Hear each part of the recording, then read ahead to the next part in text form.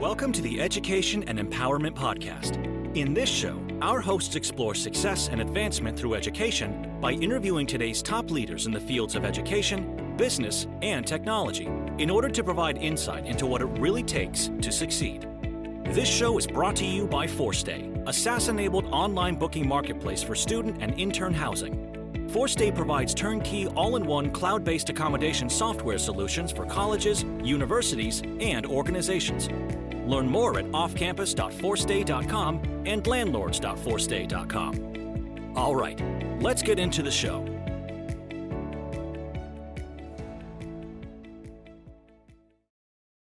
Hello and welcome to Education and Empowerment Podcast.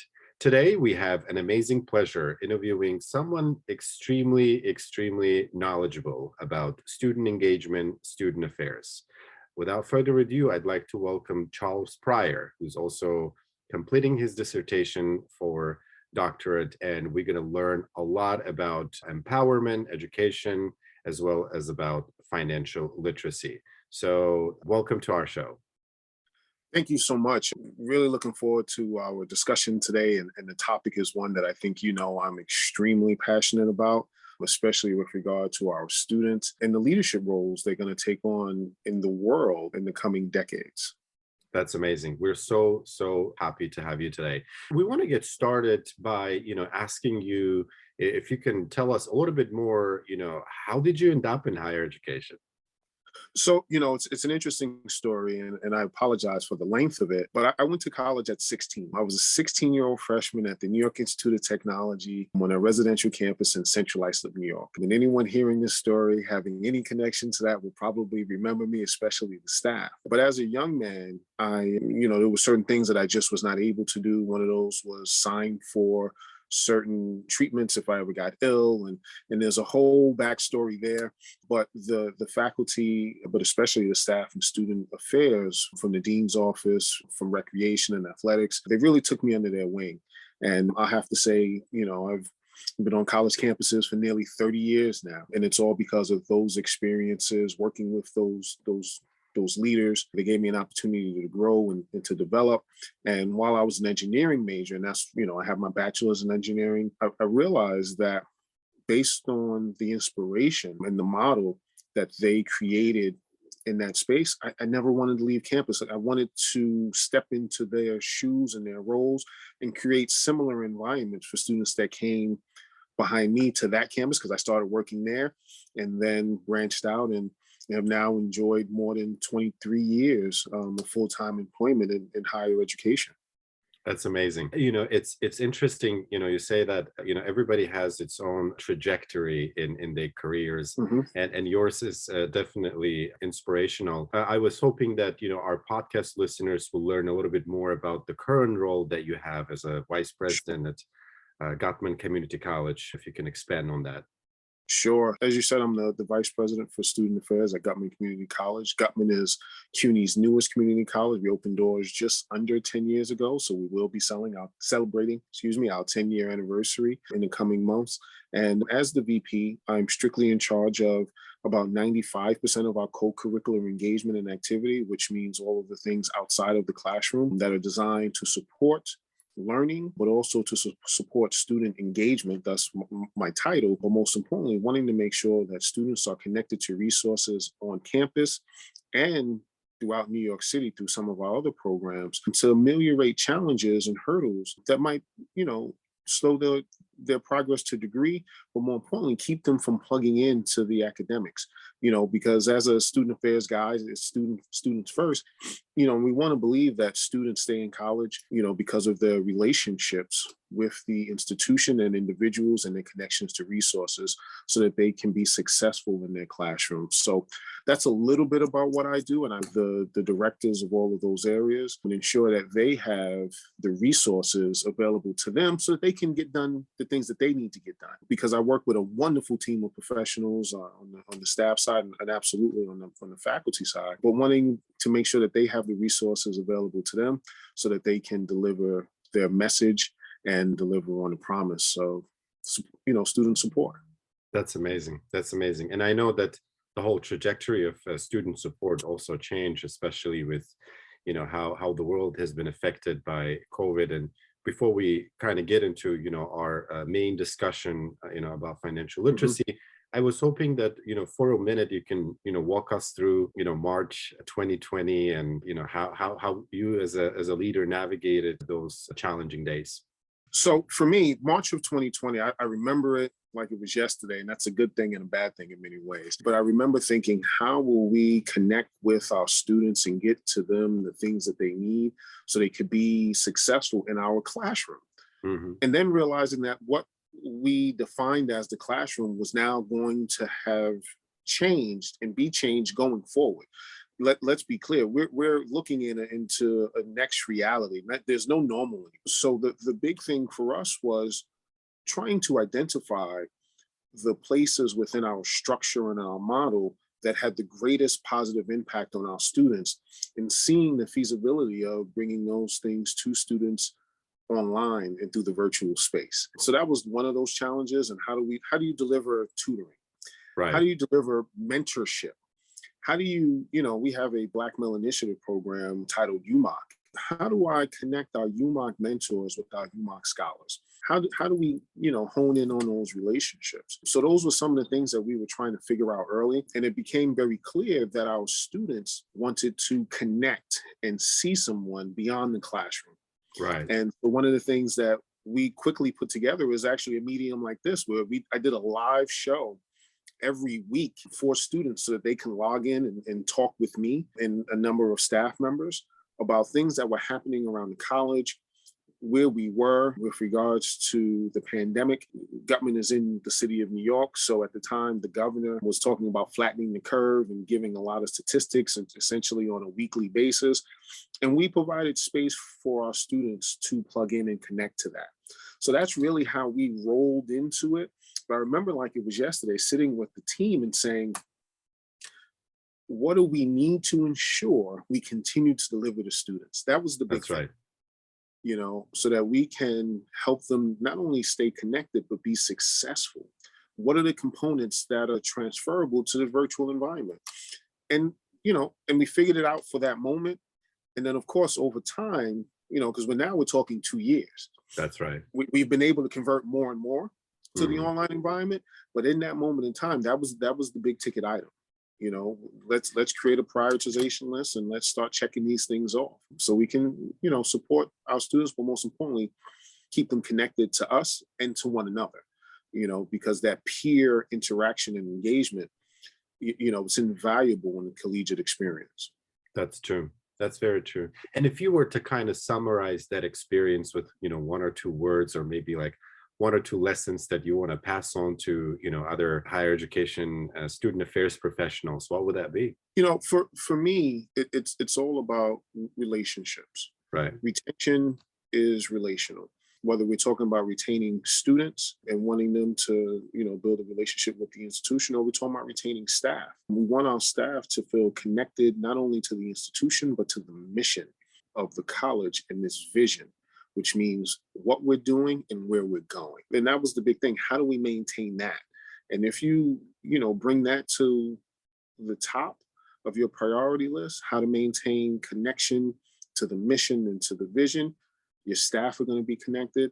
And if you always maintain and understand how students are impacted by those decisions, right, and keep that central, then you're always going to retain a higher level of students. And also those students are going to be successful and graduate from your institution as quickly as they can. That's right. That's right. And that's very powerful. I mean, relationships are so important. And you mentioned also, the type of decisions, you were making, obviously, those years, so I wanted to kind of, get us started, on our main topic here, about financial literacy.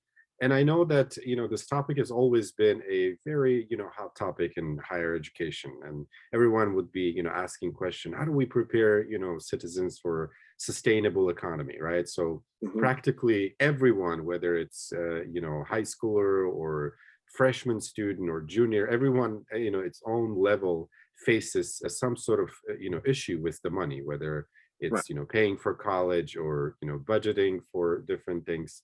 But students of color have, more challenges compared to, regular students. So I was hoping that as an advocate of, multiculturalism as well as, diversity and the amazing work that you're doing, you can enlighten us as to, what are those some of the maybe like major differences are like in educating students of color and, promoting programs and resources to help them succeed.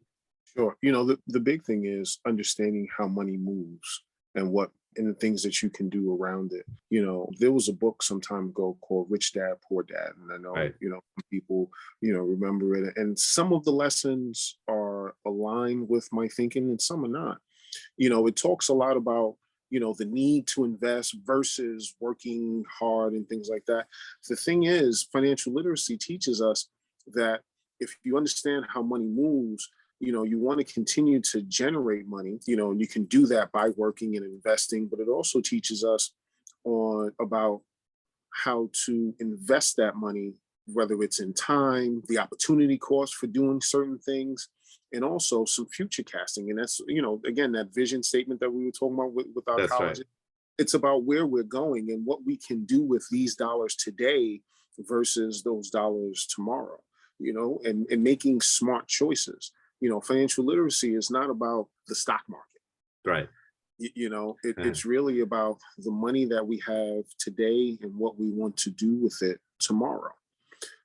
So that's why, I love that book because it's fodder for conversation, but it's not, it's not the Bible, so to speak, around financial literacy. It really is the starting place for a conversation about how do you create an environment where you can soak all these things up. Now, to answer your question, the challenge for many students of color, especially those going into higher education, is on average, they don't have access to the resources that many of their, students that are not people of color or come from, different backgrounds. They typically, on average, have access to greater resources so that they can afford to do more organically. Right. Where many students of color, especially many of us, and I'm saying us because I came out of the inner city, have less access. So we need to look at other resources other than those that we currently have access to in our own banks and coffers and so forth. So that requires us going out and looking at scholarships and other opportunities, because you need to understand the real cost of the things and experiences that you're going into. And that really, we can talk about the history of our country and the GI Bill. I was talking with my nephew about this. He's a scholar. He's getting ready to go to the school of his choice. I'll just say it that way. So hopefully when it comes out, he'll have made some choices. But, when you look at things like that, you had this bill that was given to veterans and these pots of money, but for every 1,000 GI Bills that went to veterans, 3 went to people of color to buy homes. Wow. You know what I mean? And what was happening at that point in time in the US history was people were using the equity in their homes to fund students' educations. Why? Because the cost of a college education was increasing. That's right. So that's why I talk about it's not necessarily about what people of color know versus don't know. It's that on average, we just have access to less equity and funds in our coffers and in our banks. So we have to go out and get resources from other places, whether it's scholarships, grants, or otherwise. And the otherwise, and I usually don't like to say it because it feels like I'm promoting it, is student loans. That's right. You know what I mean? Because, that's the hot button topic right now.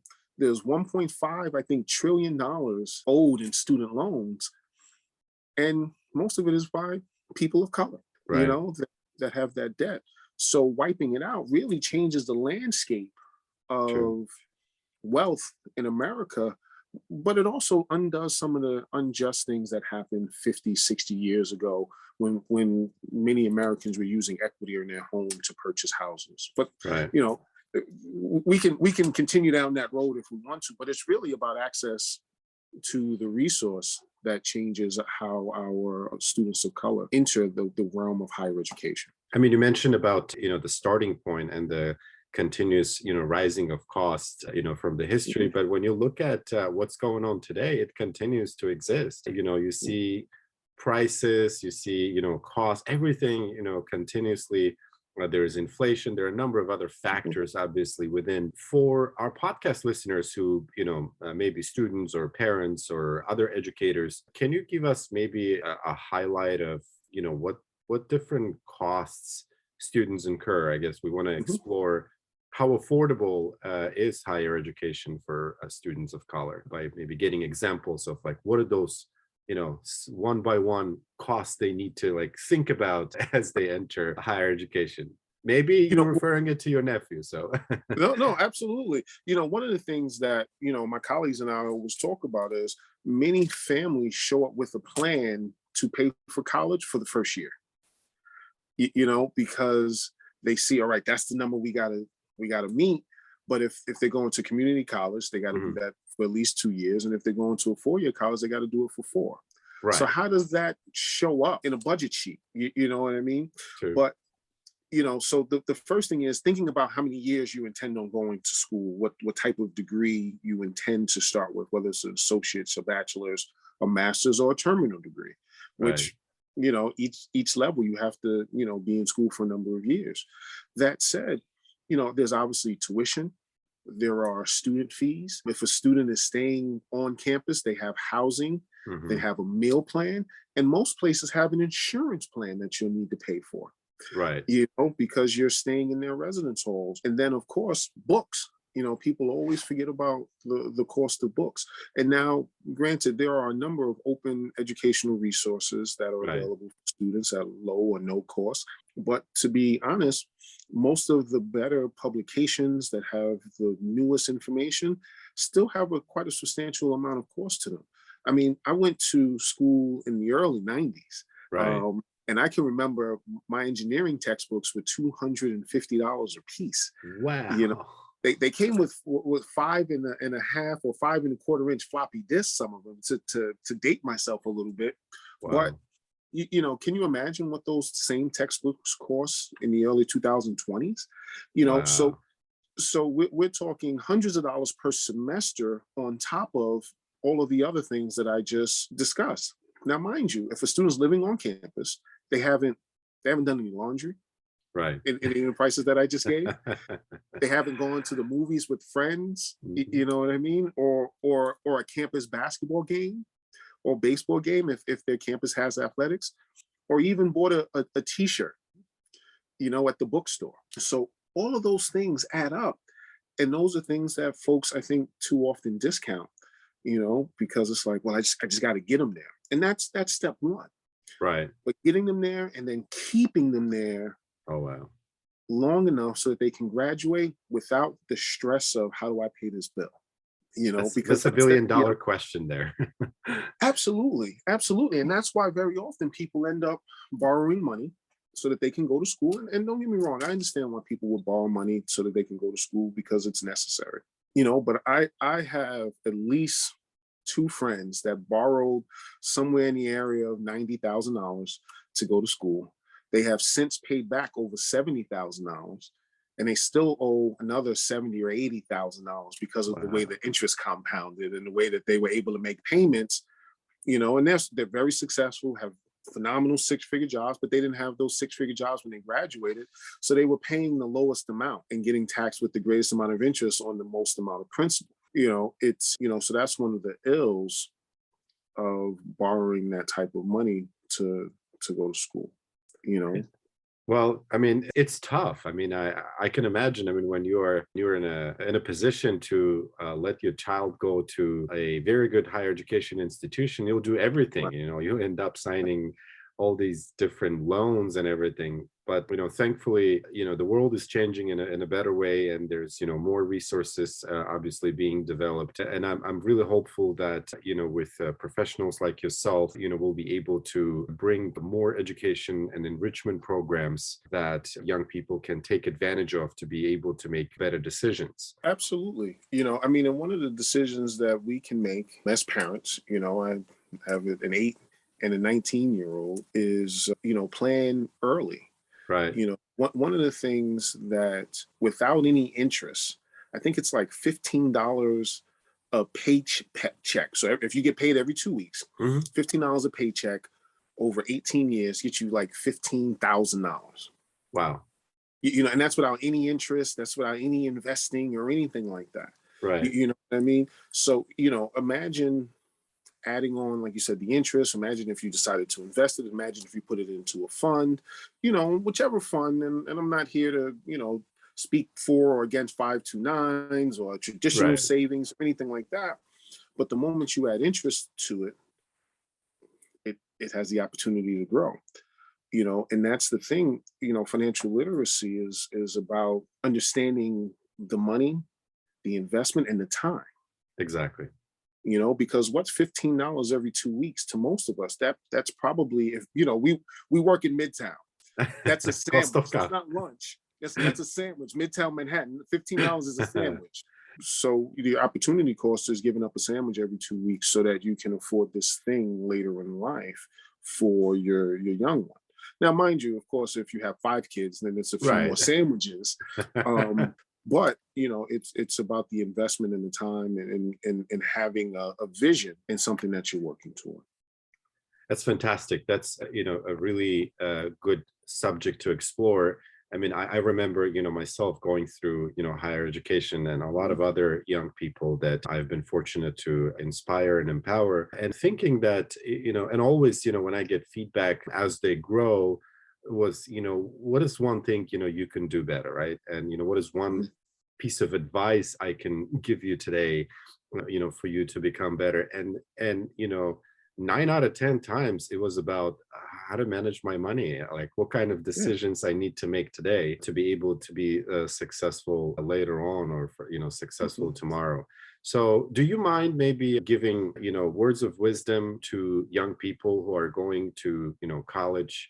What are those maybe 2 or 3 things, like you said, those small investments for the parents, but like address the needs of the student listeners who may, find it useful, so to speak? Sure.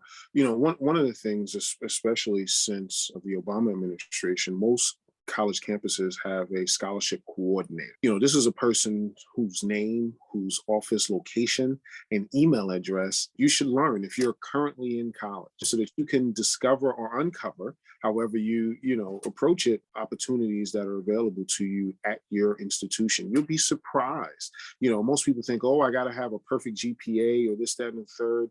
There are a lot more scholarships and dollars available today for folks that are involved in community service, folks with different documented disabilities, folks from different backgrounds.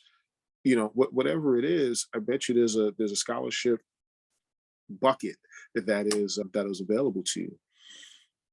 As far as those that are looking at college, think about what your plan is. Think about your destination, and then map out what your fees and costs might be. There's nothing wrong with having a plan, and it may seem a little intimidating, but most colleges still have their true cost of attendance on their website somewhere, so that you have a picture. So it includes all of the things that we talked about: room, board, Right. They might call it miscellaneous, but that's laundry and movie tickets and all the other things that 18 to 22-year-olds, if you're a traditional age student, might want to get engaged and involved in. And for parents that may be listening to this, I want to say you have the opportunity. It's never too late to start planning for your child or your family's financial future. Right. Take some opportunity, just to do a little bit of research, figure out how much money you can begin putting away now. There is also tax savings when you file your taxes for certain types of savings plans. You get credit for that money that you put in there, so that, because the government wants you to do those things. They want you to save. They want us to be financially solvent. Why? Because if we're healthier as individuals financially, then we can, of course, pay more taxes. Right. But more importantly, there's an opportunity. So you actually, for many of those savings plans, you get a double bonus. So you're putting money away, it's gaining interest, but then you also get some tax breaks on the other side. So it's never too late to begin planning for your family's future, your family's financial future. And my last thing would be, ask questions. There we go. There we Ask go. questions. especially if there's someone that you know personally within your family, at your institution, ask some questions. Right. You would be surprised how much networking can improve your knowledge base and your situation. There's one of my favorite memes, and then we can move on the internet, is you can end up being a millionaire by just being in the right room and having the conversation with the right person. It's all about networking, the sharing of information. Absolutely, absolutely. I was talking to someone yesterday, and she's from Eastern Europe, and she said, I have a grandma, and she's very knowledgeable and very wise. She says, when you have a problem, tell your problem to the rest of the world, and then you'll find a solution. So it's like, if you have a need, right? If there is a challenge you're facing, go ask people how to resolve it, right? Get it out on a piece of paper and make it, be vocal about it, and you'll find a solution. So in the same way, I see, networking is a great opportunity to ask, people, whether you just, soliciting, piece of wisdom, or you're pitching your next business idea. You could be in college and you came up with, something amazing and scalable, and you want to talk to. So the piece of advice that you're sharing is definitely very appropriate. So think about, I'm just kind of like, looking at, how do higher education institutions continue to provide this type of resources? It's, higher education's job number one is to provide, education and empowerment and enrichment. Does Guttman have any programs that you can think of, or maybe for your students to recommend Sure. taking advantage of? One of the things within our structure, all of our students take a course called Learning About Being a Successful Student, or labs. And within labs, there are required financial literacy modules. One of the things that two of our academic deans just wrote a Title V grant, and that we won recently. Congratulations.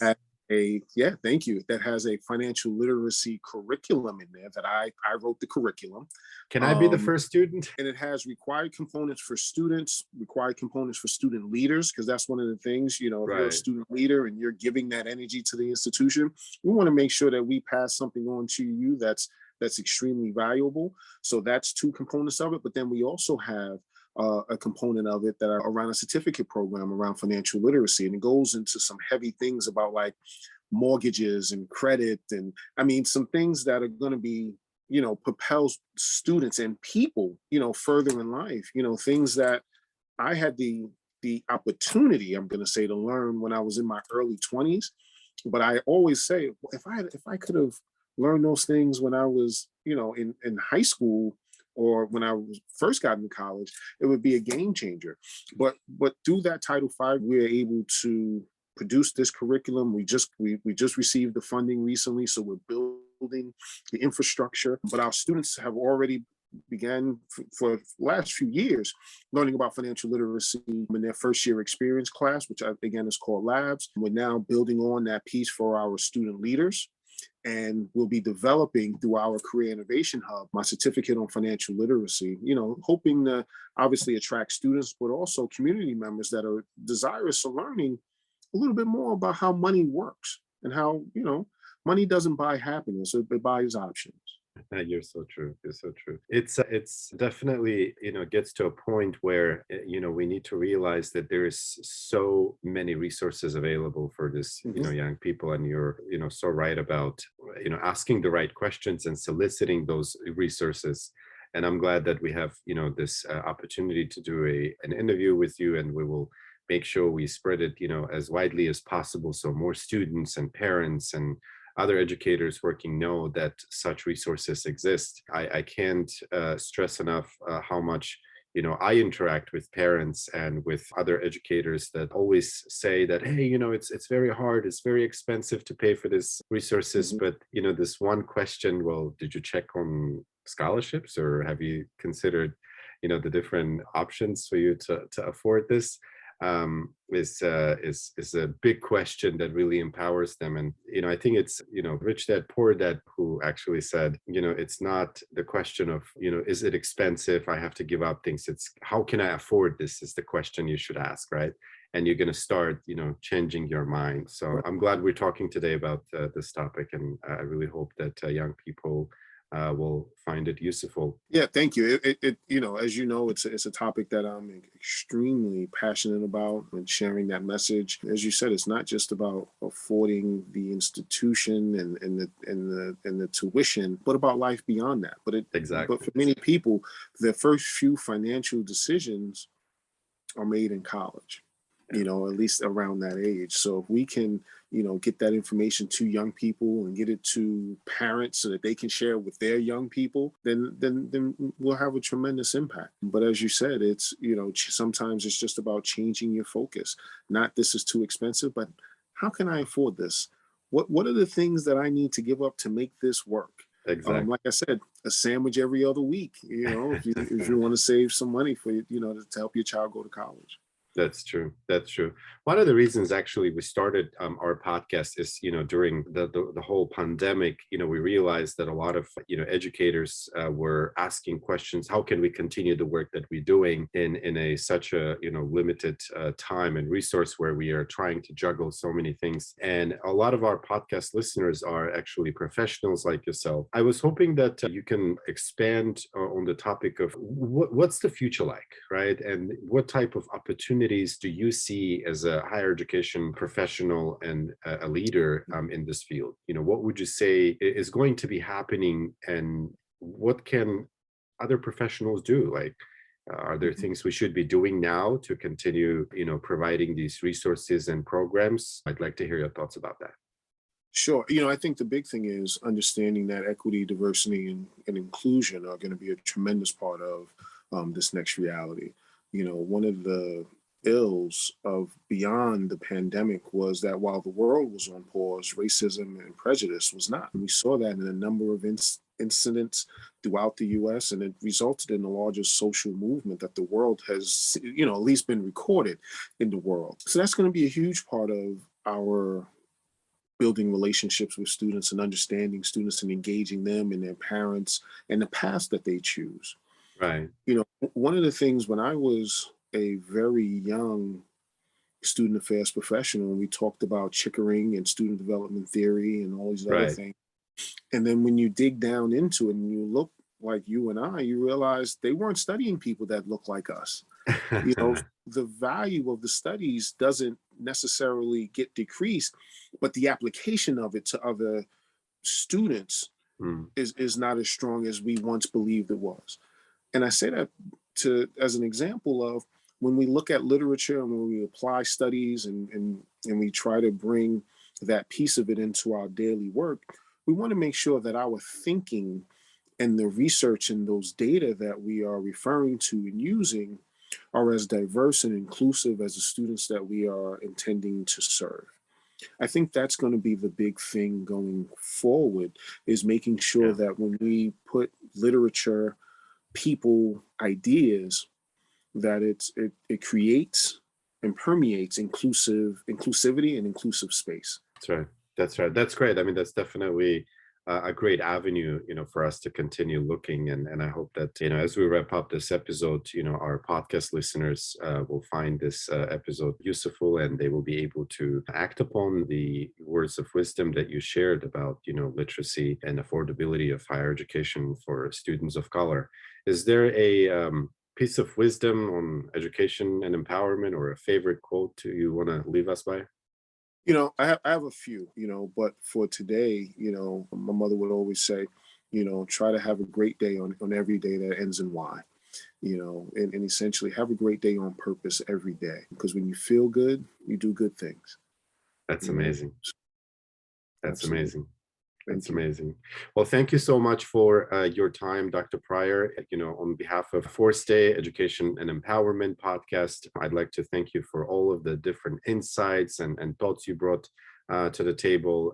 I do also have, my homework to do, so to speak, and think about, what I should tell my kids, and I'm sure other parents will as well. This episode has definitely been very inspirational. And, for our podcast listeners who want to stay in touch and learn more about, the work that Dr. Pryor does, we're going to leave some, links on our podcast.forstay.com and the other favorite podcast channels as well. And if you're curious about what Forstay does, check us out at podcast.forstay.com or about.forstay.com. With great pleasure and appreciation, Dr. Pryor, thank you so much for your time. Thank you so much for having me. It was an absolute pleasure.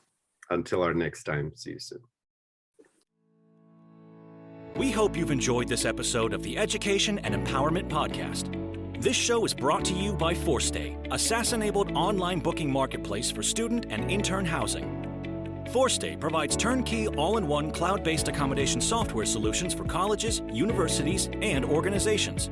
Learn more at offcampus.forstay.com and landlords.forstay.com.